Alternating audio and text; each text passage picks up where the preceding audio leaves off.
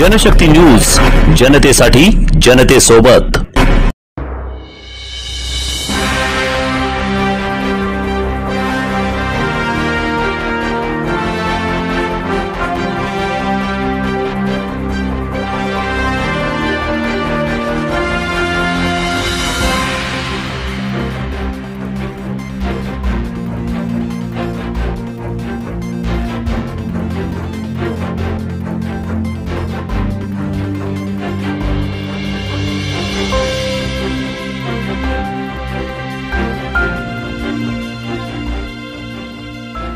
सोलापूर शहरातील महानगरपालिकेच्या उद्यानांची अवस्था असून अडचण नसून खोळंबा अशी झाली आहे। शहरात मध्यवस्तीत गुरुनानक चौकात असलेल्या साधू वासवानी उद्यानाला अवकळा आली असून लहान मुलांच्या खेळण्यासाठी आणि आबालवृद्धांच्या विरंगुळ्यासाठी असलेले उद्यान सध्या दारू पिणाऱ्यांचा अड्डा बनला आहे। या उद्यानाच्या आसपासच्या परिसरातील ज्येष्ठ नागरिक, लहान मुले आणि महिला येथे येत असायचे।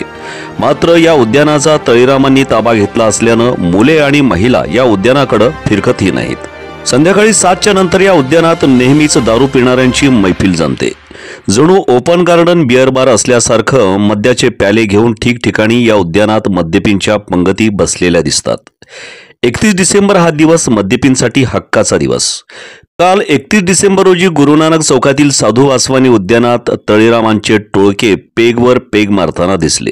मध्यंतरी या उद्यानात बसलेल्या तळीरामांना पोलिसांनी चांगलाच चोप दिला होता। मात्र पुन्हा रात्रीच्या वेळी या उद्यानात मैफिली रंगू लागल्या आहेत। या उद्यानाच्या हाकेच्या अंतरावरच पोलीस आयुक्तालय, सदर बाजार पोलीस स्टेशन आणि तालुका पोलीस स्टेशन आहे।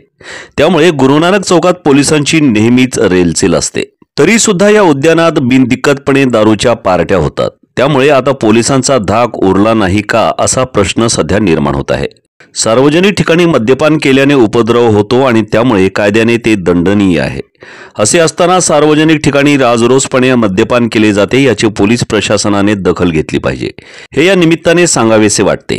या उद्यानात तळीरामांचा वावर अधिक असल्यानं हे उद्यान महिला आणि बालगोपाळ विरहित बनले आहे। नैसर्गिक पर्यावरणाच्या संवर्धनासाठी आणि आबालवृद्धांच्या सोयीसाठी उद्याने असतात। मात्र गुरुनानक चौकातील साधू वासवानी हे उद्यान सध्या तरी तळीरामांचा अड्डा बनलाय। या उद्यानात कायमस्वरूपी सुरक्षा रक्षकांची आवश्यकता भासत आहे। याकडे पोलीस खात्याने आणि महानगरपालिकेने लक्ष द्यावे अशी मागणी सध्या होत आहे।